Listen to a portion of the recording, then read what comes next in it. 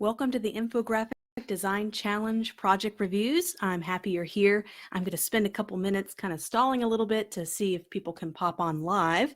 So I'm just going to talk about a few things while we're waiting for people to join. This is kind of my infographic I put together. I'm actually working on a brand new class. It's going to be a logo design mastery class, and I'm pretty excited about this one. And this is the psychology of color, and I kind of put this together with about 30 hours of research trying to figure out really creating my own color wheel in terms of, what are common associations and emotions with certain colors. And so a lot of research went into this, and I have a lot of other downloadable resources coming up for this class. We're going to talk about logo styles, logo categories.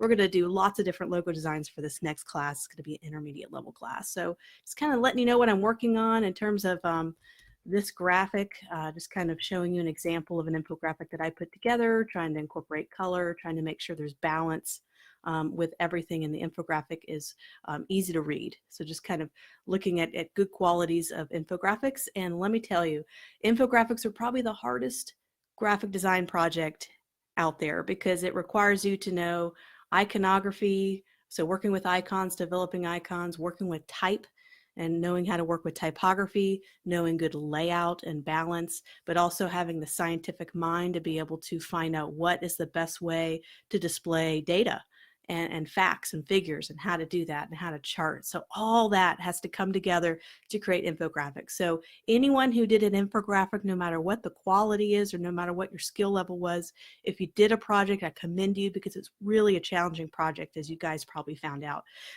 But it was I love doing infographic projects for clients. It's really a lot of fun. So anyway, let's get started. I'm going to refresh my page so I can hop on with you guys and see your live comments. I haven't opened that up on my other computer yet. So let me see if I'm going live yet. Let me go ahead and refresh it one more time. So hopefully everybody is doing awesome today. There I am. Okay, so let me go ahead and click on this. I have 6 people live. I know it takes a while for people to kind of trickle in. Not everybody gets that. Oh, there's Samantha. There's Voss. Good to see you guys. Yay. Okay, so let me go ahead and get started with the first one. We don't have as many projects today, which is kind of good because I get to spend a lot more time, quality time, reviewing everybody's work. Afterwards, we're going to have a Q&A session, so wait till the end and go ahead and send a question that you have live into the chat. I'd be happy to answer any kind of Q&As about anything related to design. It doesn't have to be just about infographics. So let's get started. I'm going to do in reverse alphabetical order. So I'm going to start with Wendy. I have hers already loaded into Photoshop and just kind of taking a look at hers. And so when we do infographics, I'm going to kind of talk about a lot of kind of infographic theory. If you haven't taken my lessons, you didn't have to take my new lessons to be able to put together infographics. But one thing is having a united theme. And so Wendy did a really great job of having this theme, kind of have this film strip here at the top and the bottom that kind of really unites the image. Her balance is really good. She has this nice center image.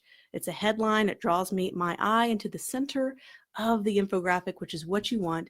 Then your eye starts to come out and starts to kind of look at these small little boxes, and you're able to kind of digest the information. So I thought she did a really good job of overall balance. There's not one thing that's too big, and you have this one, if you think of layout hierarchy, she did a good job of having your headline being the biggest and having everything else being equal.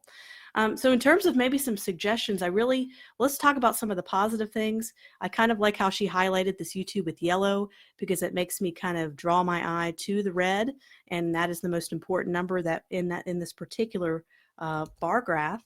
And I thought she did a really good job there using color, and the typeface chosen is nice and clean. Everything's readable. Headline's great. This is a nice size to kind of go, okay, this is a graphic about YouTube. I get that right away. Maybe some suggestions is there's a really high contrast between this black box and this white background, and it can be a little jarring because you kind of see that repeated over and over in 7 different boxes. So what I would do is soften that contrast a little bit. One thing you could do is keep the graphics where they are. I think the location is great, but removing the black background and maybe having it on a light gray background, or removing the background entirely, and then you'll be able to kind of bring out some of the text and have some of the text be red and show up really well on the black background. That'll kind of help make this feel more like a united graphic, because right now you have 7 different boxes, so it feels like 7 different facts. But when you kind of take that background away, it'll kind of help it feel kind of like one big page of graphics. And certain things and tricks you can do to kind of make sure that it doesn't, when you take away the background or you take away that high contrast, because you have it, because it helps divide the 7 different boxes. But you can use dividing bars, you can use maybe a light gray box, just other ways to kind of help divide it up. So they know they're looking at 7 different graphics. But I think they did an excellent job. This is a very good job. All the individual graphics look great. I can read everything. I get it. I'd probably make this little top 10 subscribed area just a little bit bigger. You might be able to stretch it up a little larger so you can see that a little bit better. But overall, I like this, Wendy. So awesome job. Okay, so next, Boss. So you have a couple of different versions. This was your original one. I didn't know if you want me to look at both of them. And you submitted a newer one. So let's go ahead and open that up.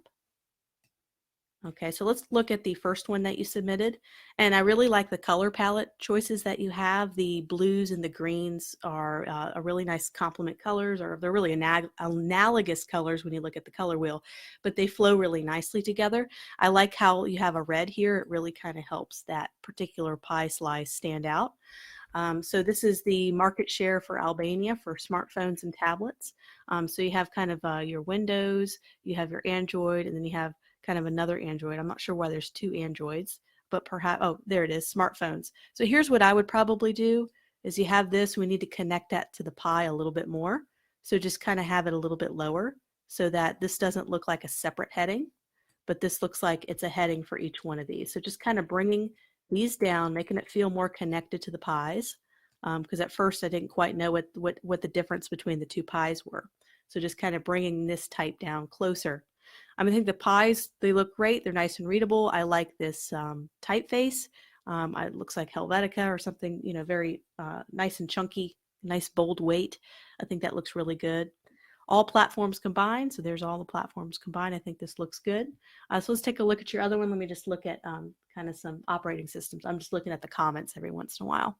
So this is kind of a redo. I know you didn't have a whole lot of time to finish it, so I didn't want to make you feel rushed. So I know you had to kind of put this together really quickly. I like the idea of having this little dot, the same color as the pie slice. That kind of helps connect the graphic a little bit more. I would make them all the same size. So this is more like a bullet point. It's not really doing it based on size. I see you have it kind of sized, but you already have the pie slice doing that. So I'd make all these the same maybe size, maybe the same as this green one, just because you already have the pie slice differentiating the percentage of breakdown. And I like how you have this color-coded bar underneath there. I think that looks fine. I think that looks great. So I know you didn't have a whole lot of time to spend on it, but since you did this quickly, I think this is a great pie chart. I like pie charts that have a little bit of a division, a little bit of white space between the pie slices. It just helps me read it better. So I like that. I like that a lot. Okay, moving on. Valerie, let's see what you did. I think this is really good. I like the color here, kind of zooming in. I know the quality on some of these aren't as good as I know Facebook sometimes downgrades it. But in terms of the color, I'm really enjoying kind of this darker page. And I'm really enjoying the high contrast orange. I think everything's kind of really popping out. I'm able to read it. Everything's readable.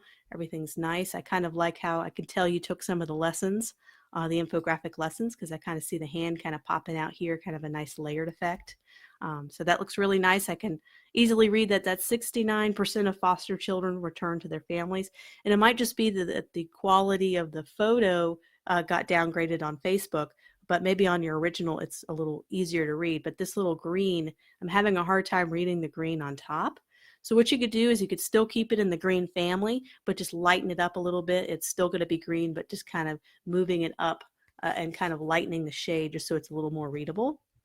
Overall, it's very thematic. I can kind of definitely see there's a theme. You kind of have these icons. 480 days is the average time children spend in care. And so I'm trying to think, this must be 6. So that's represent each month of the year. What I might even do is bring these two, since they look a little unbalanced, and just kind of bring them down here, slide this over, and then kind of readjust that a little bit so you don't have kind of so people know for sure that it's 12 kind of dates there. So kind of like this, two to three places youth average stay in before leaving care.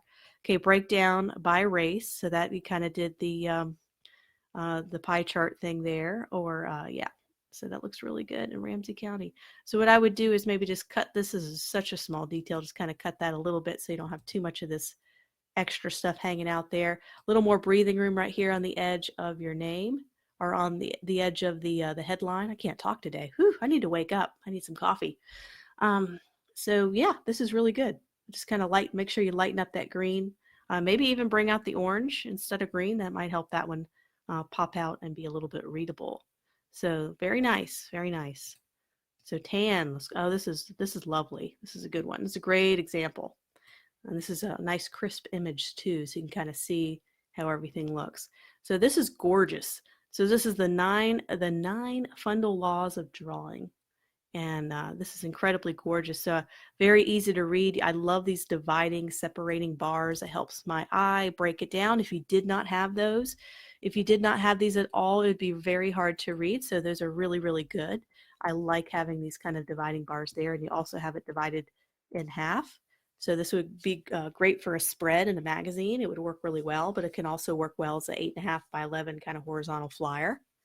And this is great. So I think the headlines, you probably could get away with making these numbers and kind of the headers just like a shade bigger, because you have a lot of beautiful white space, and I love white space, but you could probably make that just a hair bigger. Maybe even have a medium weight on your description. Just depends how it looks and where this is going to be. If this is going to be printed, then the weight on this typeface is probably going to be just fine. But if it's digital, sometimes when you zoom out, sometimes you see Infographics digital, they'll be about this size, and it is a little bit harder to read. So if it's going to be digital, I would either darken it, but I love how it looks right now, or maybe just have a little bit of a bolder weight there. But this is beautiful. I like how you have the consistent green throughout. Nice basic shapes. I can tell that you drew it. You drew it all probably in Illustrator. The headline is a nice type. I like how you mix the headline there. You have a serif typeface, and then you have a sans serif. It's kind of a nice mix. Doesn't it look really good that way? And I would even kind of get rid of this dotted line. I know you kind of have the dotted line theme, but just to simplify it even more, I don't even think you need the border. Or if you want to have a border, you can make it just a solid bar across. It's maybe a little bit shade of a little bit darker shade of this light green, or this light green right here. So I don't know. What do you guys think? Do you like the little dotted border around, or you think it'd look more clean without it? I'll let everybody else kind of do comments on that. Oh, yeah, Valerie had some ideas on tips on how to export it so it looks good on Facebook. I'm still trying to figure that out.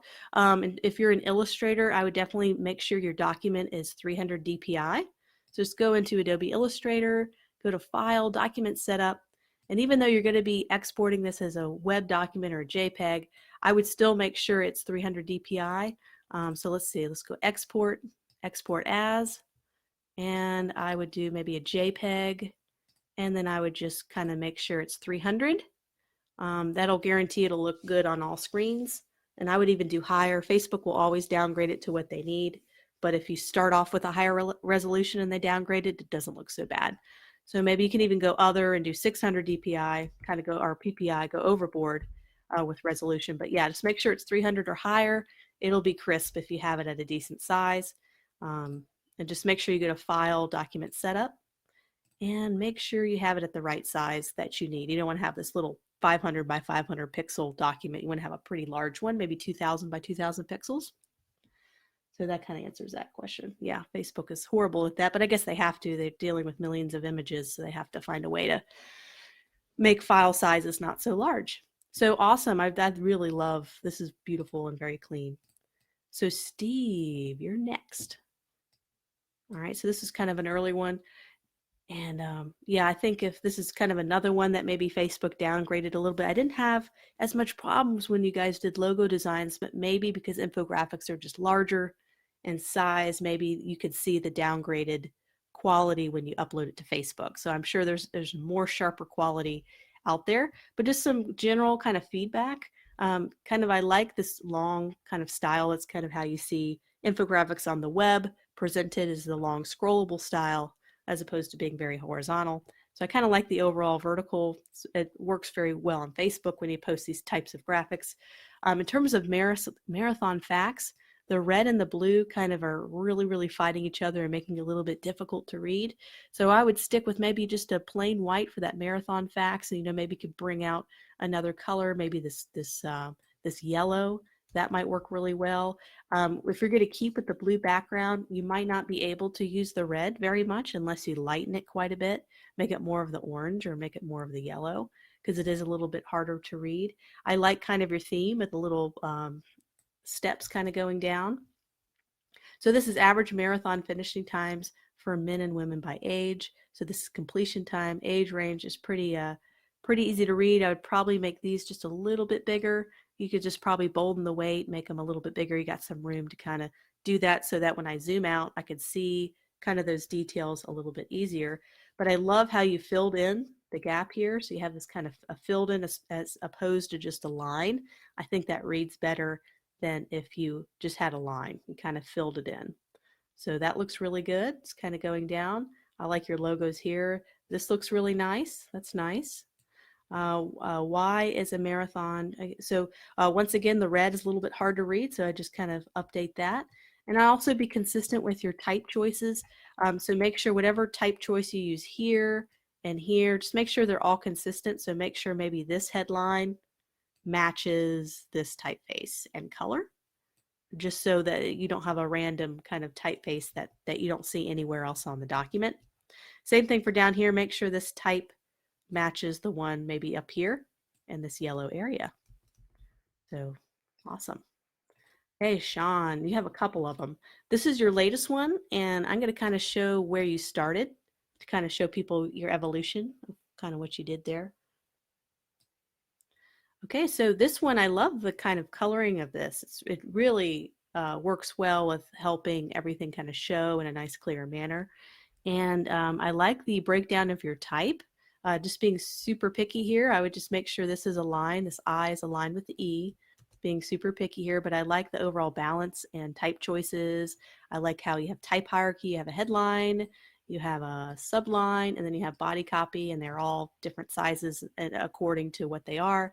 And it looks really nice. So 1.25 million of US citizens affected. So I like how you kind of did the kind of needle to kind of show kind of a pictorial infographic visual choice, and kind of 48% of minimum wage workers' salary. Okay, so that's kind of it's not a very exciting pie chart. So maybe what you can do is make the pie chart a little bit bigger and find a way to incorporate this 48% on top of the pie chart.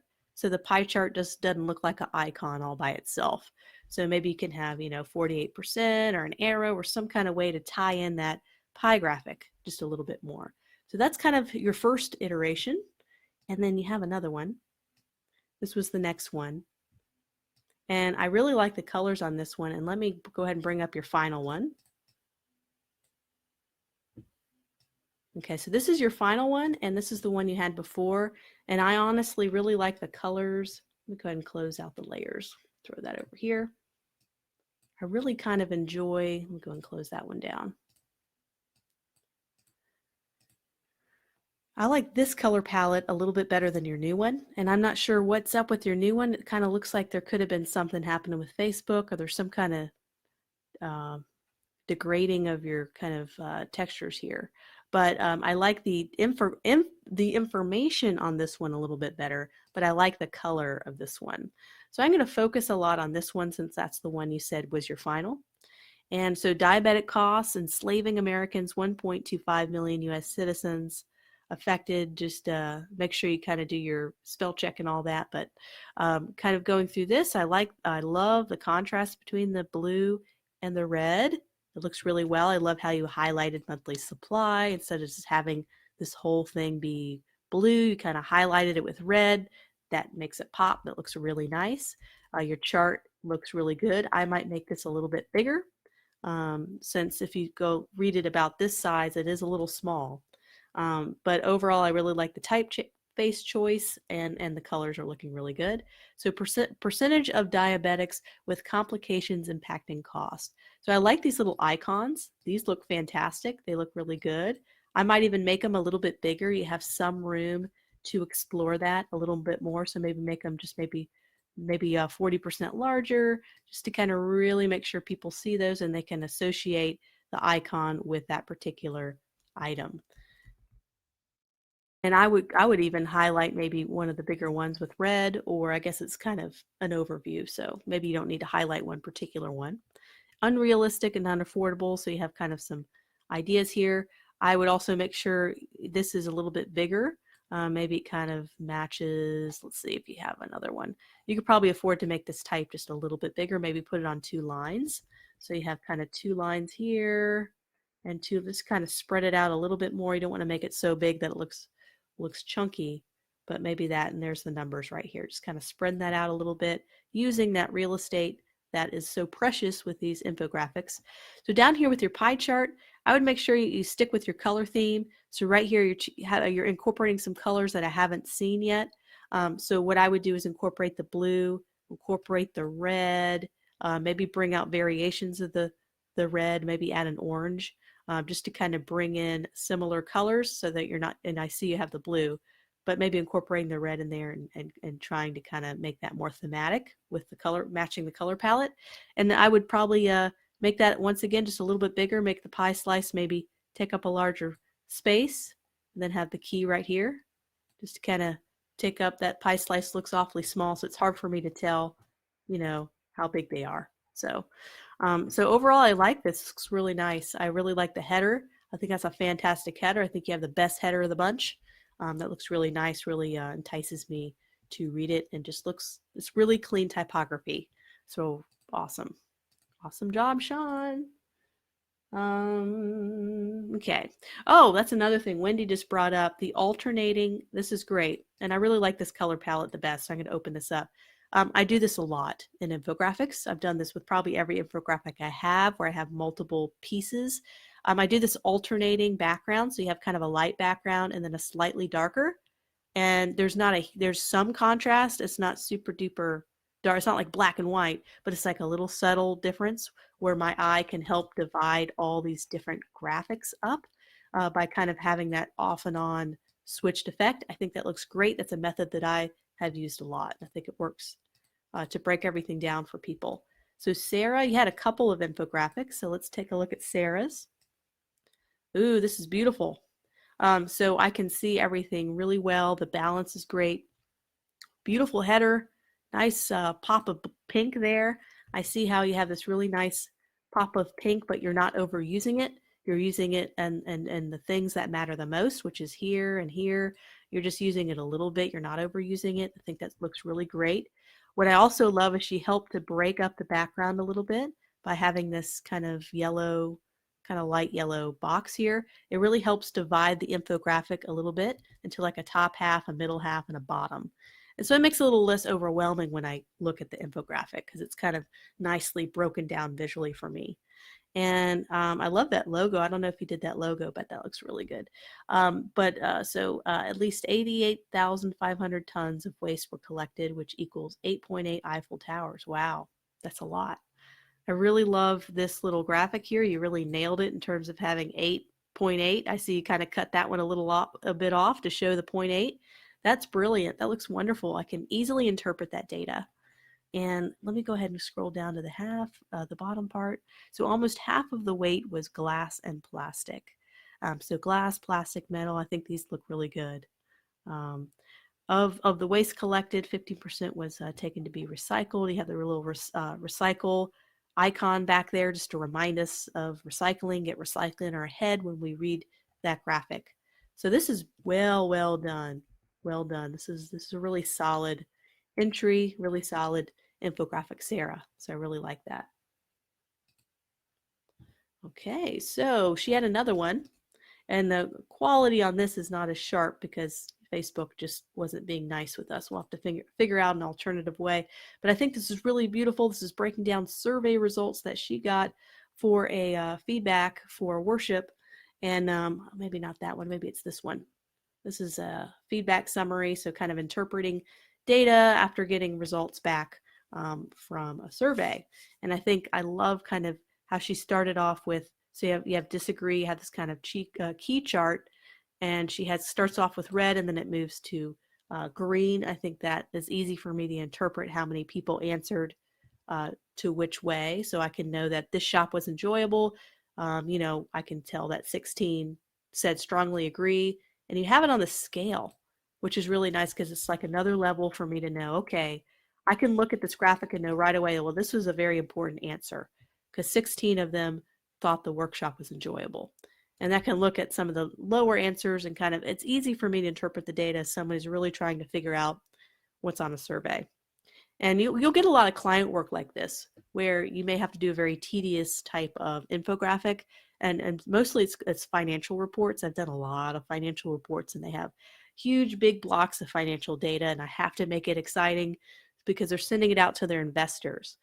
So as a graphic designer, that's a really practical way, a practical infographic project you might come across. The client may ask you to do something just like this, and just knowing how to kind of block things out and to do well with typography and color choices goes a long way in making it look really good.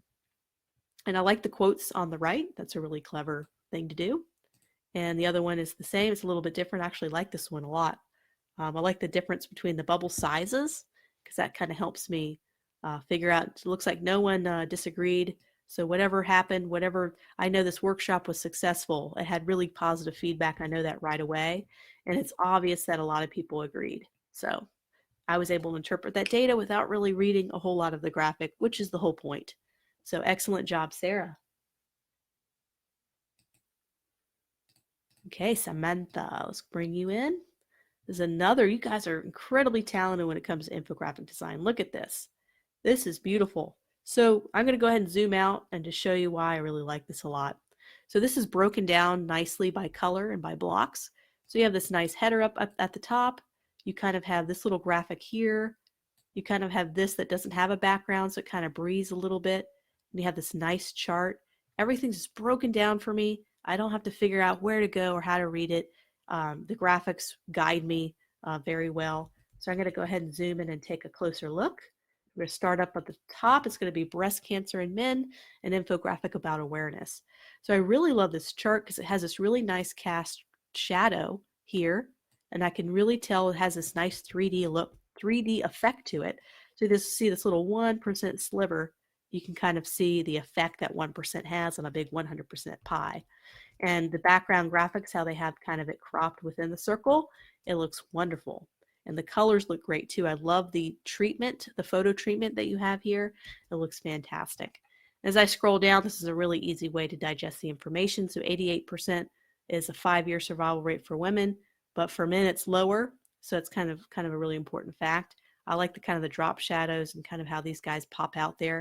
It looks really nice. Typography's clean. Type hierarchy is nice. I like how you highlighted and bolded one word here and one word there instead of bolding the entire headline. I think that helps to break it down a little bit more to show the most important words. This graph looks really beautiful. I love this cast shadow here that you have on the bullet points. And she has a theme. She did the same look up at the top and she's doing the same look at the bottom. So it's thematic. There's a theme with this entire, all throughout all the graphics. So this looks really good. So yeah, this is a really fantastic one. Definitely a contender for the best in show. So keep that in mind. Samantha, awesome. So Priscilla, this is a PDF, but I should be able to just open it right here in Photoshop. Take a look at it so it'll be nice and crisp. That might be something we could do, is you guys can send your projects in PDF format, and that helps kind of make everything crisp. So Priscilla, this is a beautiful color palette. I kind of like, I bet you probably did that from scratch, the little brain graphic. I think that's really clever, really nice. Did you know water largely impacts our body and our brain? Our brain depends on proper hydration to function optimally and efficiently. So 80% of the human brain is 80% water. So make sure you're drinking enough for adequate functioning. So you have it right about that 80% line. It's a great and clever way to kind of show the data in an interesting format. So I really like this a lot. I might make the type just a little bit bolder just because it's hard for it to pop out over that blue, when you zoom out. But I really kind of like all the white space. I would definitely maybe have, you could have a little background graphic, very subtle in the back, maybe a pattern. Or you could bring this up a little bit. It just depends on what the size of the document is. If it's a kind of a 8.5 by 11, you're just trying to stretch out the graphic a little bit more. But I like the extra white space. I like having a little bit of breathing room. It kind of looks more clean and professional. So I really like this quite a bit. I might even thicken the line here that you have, little gray area, make it a little bit thicker, make it a more prominent outline, just to kind of thicken that up a little bit. I try not to have too many thin strokes around, although it's not super thin. But brilliant. I love the little bubbles in there. You're showing that it's water in the brain. I totally get it. This is a really nice, clean example, really strong infographic. So awesome job, Priscilla. Okay, so we only have really 8 more left. So this is going to be a quick one today. So let's do, this is Patricia. This is her tattoos and piercings for people born 1980 or later. So that would be kind of my age group. So tattoos 4 and 10 and piercings 2 and 1. So I think this is a clever graphic. So you're kind of doing the 4 people. You put the little tattoo. I see the little mom tattoo. That's hilarious. Little mom tattoo down there. So that's kind of funny. So I think it's a really cute and clever graphic. Very clean, very simple. You got your little data. You always got to show where you got your data from legally if you got it from somewhere else that wants you to give them credit. So I think this looks good. What I would do is kind of mess with the title, just the typography a little bit. If that's a stroke on your type, I would get rid of it because you have enough high contrast between the yellow and the green that you're not going to need a stroke, just cleaning up the text a little bit with your typography. So I think that's cute. I like it. Okay, Melissa. Okay, let's open this up. The bee graphic. I like this one a lot. So once again, this is broken down. I think the best infographics kind of, you don't have to fight where one infographic ends and another one begins. They're kind of nicely grouped, but yet they all feel like they're part of one unit. And I think they really did that here. So I like the typography choice, the whatever typography choice you made here. It looks super clean, very readable. I like this nice, bold, thick kind of typeface here, or weight. It just looks really nice. It just makes me happy. The colors are great. The colors are thematic. You picked a blue, but what goes really well with blue? Orange does. It's kind of, if you go back to my color wheel, you can kind of see that orange. The opposite of orange is blue on the color wheel, so they're complement colors. I'm kind of glad I have this little graphic pulled up. So orange down to blue, so you can see why it looks really good together as a harmonious color palette.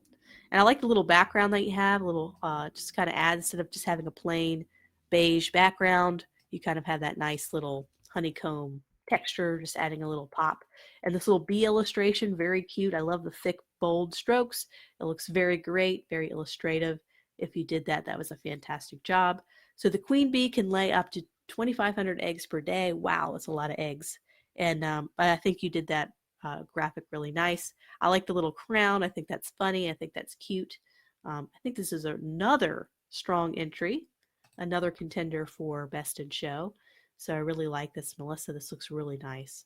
So I'm going to let that hang out there for just a few seconds so you guys can kind of soak it in. Be thinking about who you want to vote for. Your votes count in terms of helping you figure out who deserves the Best in Show, who really showed the strongest infographic in terms of just having a theme, having a balance, just doing strong design work on it. So just, there we go. All right, Lori. So, okay, so here we go. So in terms of having kind of it blocked out, I can see how you kind of blocked it out nicely. I would maybe think about, maybe some different type choices. I know this kind of has, this type choice can maybe be a little bit harder to read. So in terms of type hierarchy, one of the best things you can do to unify 5 different graphics is to have some kind of header or some kind of central graphic. So what you could do, let me get my thing. So we could have kind of a central kind of title. So this is my crazy infographic page. And so your title would go here. And so then you would have all your infographics kind of around it. So you have a chance for it to have a theme. And so when people look here, I guess that's deserts, isn't it? There it is. I thought that was another infographic because it looked just like the other ones. So there's kind of your headline. So what I would do is maybe move that to the center, or move this into the center and then have the 5 down here, just to make sure that headline doesn't, it's not like what I did. I mistook it for another graphic, but it was actually the header. So just making that more prominent and kind of finding a unique color palette or a consistent color palette. So picking a few color choices and having your graphics adapt some color from that so they can feel a little bit more connected with that. And I would also make this a little bit bigger, your bar graph down here. So deserts make up about 33% of the Earth's total land mass. This is a great bar chart. I really like this. But I would make it a little bit bigger and maybe find a way to get rid of that white background and maybe change this up so it looks readable. The bars, just kind of so it doesn't look like a big white floating box. You want to kind of make it look like it's integrated into the background. So thank you for doing a project, Lori. I know this is some of the hardest stuff to do because it requires so many different skill sets to get an infographic done. There's so much to think about. It can be a little overwhelming. Oh, this one's beautiful. This is really cool. As someone who practices yoga myself, I really can appreciate this infographic. So this is stunning. So there's not a lot of negative things I have to say or constructive feedback, because I think it's fantastic. I love your kind of central graphic. Raha Yoga, Eightfold Path to Freedom. Maybe a suggestion would be put Raha Yoga in the center, but then it's so clean. I really don't want to touch it. I think it looks super fine as is. I like kind of the punch of orange on that stark white. And of course, you have this nice readable black, simple typography. You have this nice headline in all caps. Go ahead and zoom in. Nice headline in all caps. Then you have a lowercase, thinner font. So there's a nice contrast there. There's some difference in your type. So really good type hierarchy there. You're probably sick of me saying type hierarchy. So I get it. I see that it starts here, it ends here. It's just really neat. Just want to look at it for a couple minutes because I don't know. Did you do the icons yourself? If you did the icons yourself, that's fantastic work. The thickness of the strokes is excellent and consistent. So I have a feeling maybe you did do the icons, but even if you didn't, I love kind of your choices. They all seem like they're done by the same artist, if that's you or if that's someone else. So they seem like they belong together. So this is excellent. I'm just looking at some comments just every once in a while. Yeah, I really like this. So let's go ahead and move on. This is definitely another contender for Best in Show. Just really enjoyed this one. So Ben, he had a couple of graphics. I'll just load both of his. So he had this one. You probably saw it in the Facebook group. Let me just switch back. Well, we'll do this one and then I'll find that other one. So 1 out of 3 people can't snap their fingers. I like your illustration. I think you did that yourself. I can definitely feel the person snapping, the motion. I think you did it better than I did in my little class. I think you did a good job at doing the illustration. It would make a great little graphic among others on a page. I think that looks really good, nice and clean. 1 out of 3 people can't snap their fingers. Okay, and this one is U.S. federal spending by category. And so you kind of have different bars that go up. So this, it was a little confusing at first, but I figured it out. And I think there might be some color things you could do to maybe differentiate a little bit more. So I like this 2.5 trillion all the way up the top. It's a nice header, looks clean. So here's what I figured out. So this bar is 48%, and then this bar is 38%. So what I might even do is do some kind of colored box to kind of help my eye break down, because I don't know if the 38% starts here or if the 38% starts here. So if you kind of had a colored box, you wouldn't need to have all those black bars. It'll make it a little bit easier. So I would have like maybe a blue box here and a, whatever color you want to do here. And what you can do is you can still keep, I really like the dollar and how you broke that down in the background. Keep that. I think that's fantastic. But I would almost do like a duotone or some kind of overlay so you could still see the dollar behind it, but there's some color to it that'll help you get rid of all these black bars and help us kind of break down, especially when you get to 2% up here. It's really hard to kind of make out that little sliver. So it'll help kind of break that down a little bit. But overall, I really, really like this. And I love the idea of putting the dollar in the background. I think that's genius. Ariella, I think I'm saying your name correctly. Okay, so she sent this to me. I don't know if she's on Facebook, but she sent it to me. She's a Udemy student, and she just private messaged me her graphics. So this is a Israel infographic. So we have kind of, I really like how this is divided. So you kind of have this kind of going out in 4 different quadrants. I think that works really nice. My only feedback would be, so you have this kind of nice, beautiful blue color. I would just make sure that matches your type, because right now that looks like kind of a blue without any color to it. Just looks like your standard blue. And this kind of has a little bit of white or a little bit of some other color, and this makes a nice blend. But I would definitely make sure your colors match so you don't have another type of blue in there, because it does seem a little bit mismatched. And I would also maybe bold some of these blues. So I'd bold Israel, bold a half, bold Lake Michigan. It'll help it read a little bit better. And I would probably not have as many highlighted words, because that's the strength of highlighting word, is it's one word highlighted among many, and so it doesn't kind of overwhelm. So you don't need to highlight Israel, because we already know it's an Israel infographic.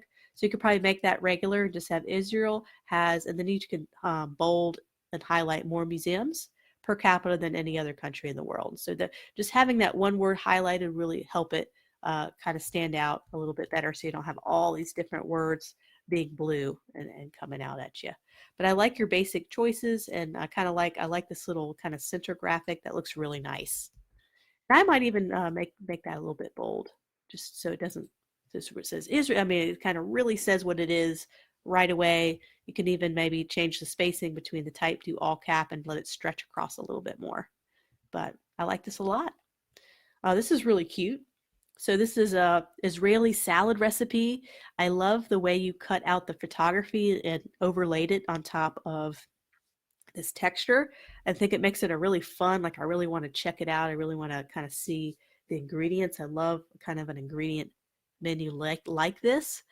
So one thing I might do is you could even have your directions, because right now there's a lot of elements here and they're all about the same size.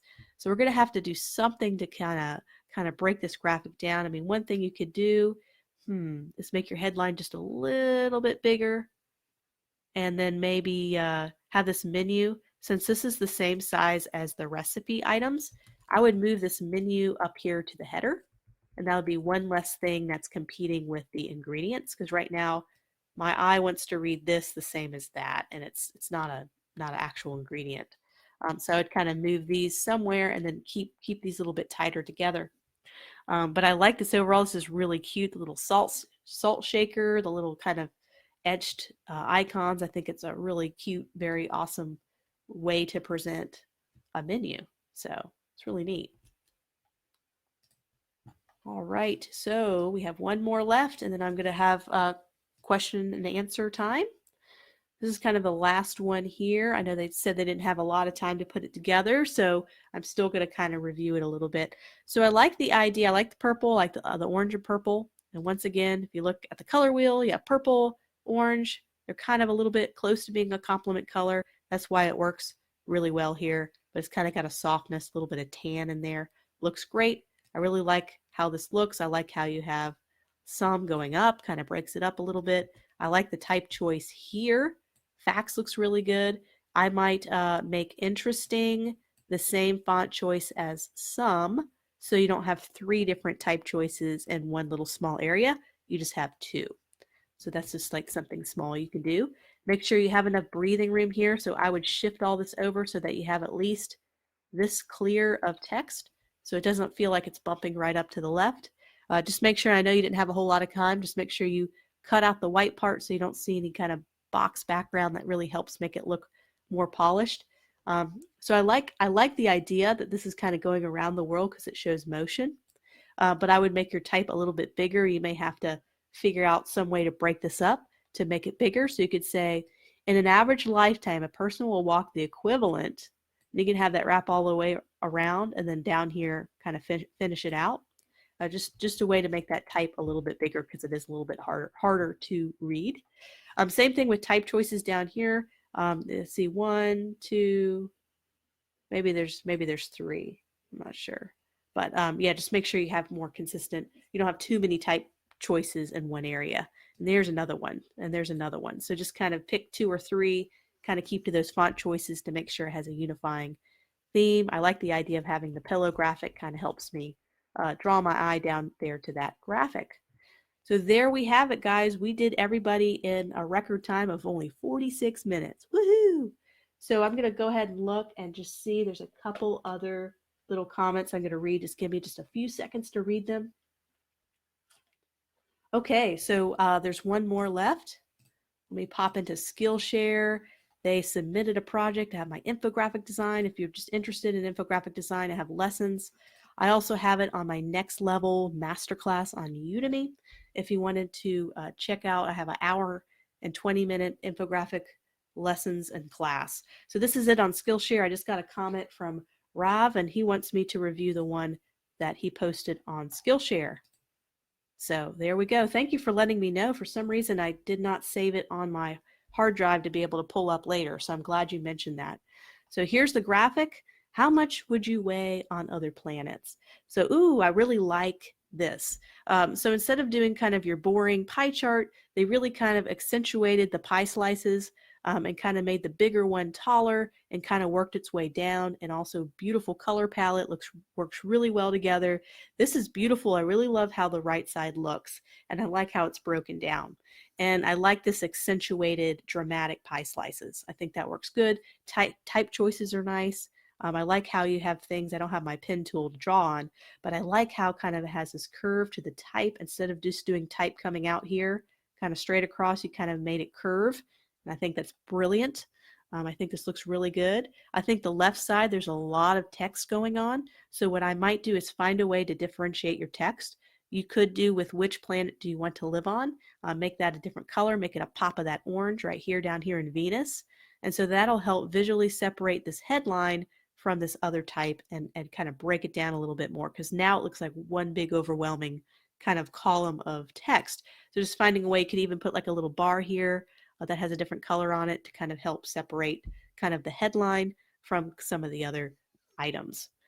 So I like the background choices. I like the little girl pointing there, although, yeah, because she's kind of the person like, hey, how much am I going to weigh? So that's kind of neat that you tie her in there. So this is a well done project. Awesome. And I'm going to go back. I think that was it. I think the rest is my projects that I did for the class. These are kind of some of the graphics. If you take those lessons, whether on Udemy or on Skillshare, these are kind of the infographics we kind of figure out together. We do some infographic theory and try to show examples of really strong infographics that I've found online. So there we have it. If you enjoy any of the classes on Skillshare, but also on Udemy, make sure you leave a review. That's the best way you guys can help me out. That I can continue to do this for a living is teaching, and I love it, is just leaving those reviews. That means so much to me, and it really just helps me continue to be successful in helping do this for a living. So just those reviews are so valuable to me. I love them. I love reading them. So if you have a chance, leave a review on any of those two platforms. So now, and I know I'm going fast, let's go to some like a Q&A, general Q&A time. And there was one question I had in the Facebook group, and I think that was from Sara, and she asked, how do I make something print? How do I look at something in Adobe Illustrator and know how it's going to print?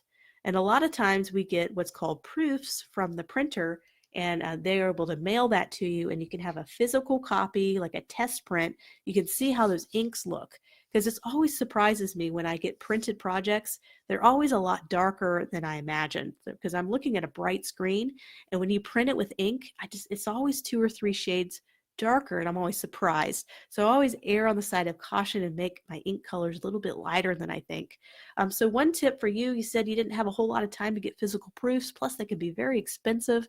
One little trick I do, I'm in Adobe Illustrator, is I go to View, and I go to Overprint Preview, but also there's another one, let's see, should be Print Preview here, Proof Colors.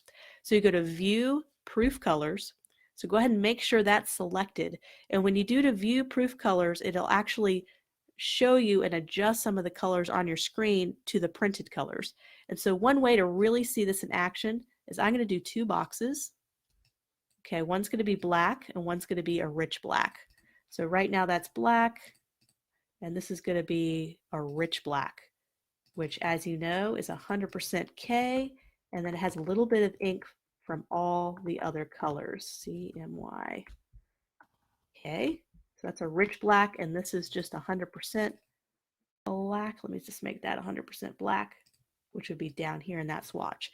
So I can go up here to view and go down to proof colors, and you'll be able to see the difference. And I think I'm in RGB mode. Let me switch over to CYMK mode. You'll be able to find it a little bit better. Sorry, I don't have all these saved, so I have to set this all up again. So 40, 40, 40, and 100. And you'll see a little bit of a difference between the two. When you do overprint preview, it kind of helps you kind of really see those colors, how they're actually going to print. So that's my little tip for you in terms of finding a way to kind of more accurately guess how it's going to print. It's not perfect, but I always kind of do it before I send something out, and I always make something a shade or two lighter than I think it needs to be, because I'm always surprised about how dark things always tend to come back to me. I always get disappointed because I expect this brightness of the screen, those colors to come out, and they just can't translate to ink the same way you see it on the computer screen. So I'm going to go back and look at your comments and see. Okay. So here's another question. Kind about Sabi. I think I'm saying that right. How much training do I need to become a graphic designer? Are Udemy courses enough, or should I study more? Well, let me tell you guys, I've been on a 14-year learning journey. I'm still learning new things. I'm still learning new tools. It's a constant kind of thing that you're doing. So, taking one class is never enough. There's always, I took some classes in New York City at Pratt and Parsons, a couple other names. NYU just took some summer classes, kind of taking some graphic design courses, kind of supplementing kind of the self-training that I did when I got started. I mean, I was able to do graphic design only after studying it for a couple months, but I wasn't really good. But as I continued to practice and take more classes and to watch more videos and to practice, I got a little bit better. I was able to get better clients. I was able to make more. So there's not really this set, you need to study for 2 years and you'll be able to be a graphic designer. I think it's a gradual thing. And as your skill set improves, you can make more money. You can take on more projects. And so it's kind of this evolution. I'm still taking classes, even though I teach. I'm taking classes on web design and all these other things that I'm interested in going into. So yeah, it's a lifelong thing. But yeah, you could be a graphic designer, say you're a graphic designer now, and just know the basics of the software, and you could probably get a paid project. Is that paid project is going to pay you a lot of money? Maybe not. But as your skill set improves, so does your pay. So if anybody else has any Q&A, it's kind of an open Q&A session, just answering some questions probably for another 5 minutes or so. Okay, so Samantha has a good question. How do I know when I'm finished with a design? And what is your process to know your design is perfect as it looks? So when do you stop? So that is hard. I have a hard time doing it. And usually when I'm doing client work, I stop when I'm at that point where I'm starting to lose money. I'm starting to, charge the client too much. There's a point where I just need to stop and send kind of a preliminary version to a client. And I have to stop myself from creating it too finished, because a lot of times I'll send a finished, polished poster design to a client and they come back with tons of changes, but I made it really final and I put a lot of work into making it perfect for then I have to deconstruct it and make all the client changes, and it's very frustrating. So I do have to stop myself early and send a preliminary version to a client, say this is still rough. It'll let them know this, I'm still working on it, but what do you think about the overall direction? And usually once the client's happy, I'm usually fairly happy. I know there's a lot of times when clients approve something, you're like, ooh, I still want to tweak it because it's not perfect, but I make my money, they're happy, and I just have to stop, because there's a point where I got to be profitable. I got to make sure I do things in a timely manner. I can continue to work on a logo design for infinity and still not feel happy with it because it's not perfect. And a year later, I'll look back at that logo design. Oh, I should have done that better. But I got paid for the project. I moved on. You get another project, you just do better with the next project. So learning how to stop as a designer, that's a really good question. So that's interesting. So any more questions? I can take a few more. I have another 5 minutes. I'm going to stop about 3 o'clock. Voss said 3 months ago he was scared of Illustrator, and now I love it. Let me tell you, the power of Adobe Illustrator is just amazing. During my 14-year career, I'd say 85% of my total time, design time, was an Adobe Illustrator. And I think that surprises a lot of new designers. I think they think that Photoshop is the king of everything. And yes, I use Photoshop. I do a lot of photo editing. I do some photo manipulation for clients, but I really spend the lion's share of my time in Adobe Illustrator. So mastering that software is essential. So, okay, so Rob has a question, says, thanks for the review. My question is, how do you begin the process of creating your online portfolio? So sorry, I've had these boring black boxes up the whole time. Let's go ahead and switch to something else. There's a great website if you haven't started to build a little bit of an online portfolio. Behance is a great website to kind of start putting some things on here. A lot of ad agencies look for talent and designers on here. So if you have some amazing work, put your portfolio pieces on here or some projects, and who knows, if you're really talented enough, you might get a call from an ad agency. But yeah, kind of put your work on here. It's got some really awesome kind of stuff where you can go ahead and build a little bit of an online portfolio. And also using a website that makes it really easy for you to build a portfolio is really good. If you are an Adobe subscriber, you have access to Adobe Portfolio, which is an awesome portfolio building tool. And I believe it's, if you don't have an Adobe paid account, I think you can still use it with some restrictions.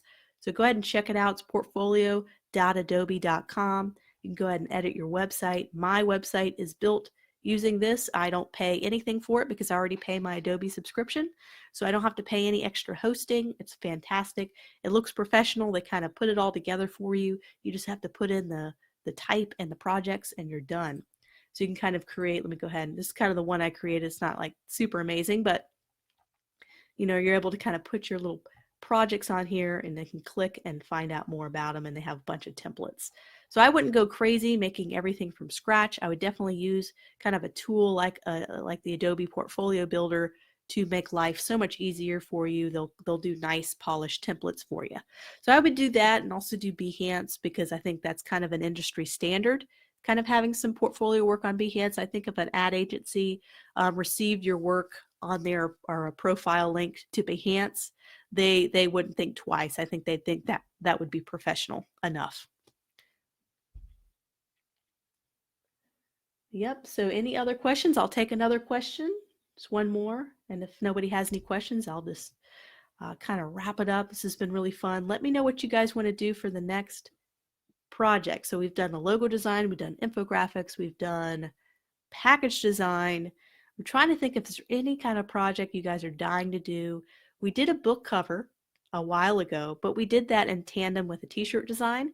So if you guys want to do one of those projects again, maybe we could do a book cover or a book jacket design. That would really dive into, you know, more complicated printing kind of things and figuring all that out, maybe some mock-ups and layouts and maybe some photo editing, all that's combined with that. So that would be kind of a challenge. Or if you want to do something small, like an icon set, you know, maybe design some icons or do another type of logo design project. Just let me know what you guys want to do. Oh, last question from Boss. Last question, where to focus my, okay, so I can't quite read that. Oh, contrast. One last question, where to focus when my design has a bad contrast? Maybe you can kind of elaborate a little bit more on that question now. Where to focus my design has a bad, just kind of like retype that a little bit just so I can kind of know what you mean when you mean contrast. So I'd be happy to answer that question when you rewrite that. But yeah, I really enjoy these. Oh, here's another one. T-shirt design. Oh, suggestions from Valerie. A t-shirt design, icon set, another logo design. I'm open for anything. Just whatever helps challenge you guys, but also what you really want to do. Now, I want to get a lot of participation. I love having 50 submissions. That makes me feel happy that you guys are learning and practicing. It's the best thing you can do in design is continue to practice and do a bunch of mock kind of projects because that's kind of how I learned through time. Okay, so anyway, I'm going to go ahead and head off so you guys can get back to life and do everything. But yes, once again, I would love a review. I'm having that logo design class coming out pretty soon. We're going to be doing golden ratio stuff. going to be doing lots of layout with logo design, figuring out balance and typography. We're really going to fine tune. Look, see all these R's that we're going to be creating in one of the lessons. Just kind of creating different iterations and variations of symbols and type to create the perfect logo. I have a ton of theory lessons in the class. I have about a half hour of logo design theory. We talk about anatomy and characteristics. This is not going to be out until next month. But if you're on Skillshare, I'm going to be launching the theory lessons as a separate little class on Monday. So you'll be able to check out the logo design theory if you're on Skillshare. If you're on Udemy, one more month, I'll have the entire class launched at once. If you want to have any of my classes at a discount, make sure you check out my website where you can find all, if you're on Udemy, you can find all my classes with a discount coupon code so you don't have to pay full price ever. So you can always just pop onto my website. I also have it pinned at the top of my Facebook page if you want to check it out. So anyway, I've enjoyed the time. I love you guys. This is one of my favorite things to do, is to help you guys out and critique things. And I'm looking forward to doing the next project. Take care and have an awesome day.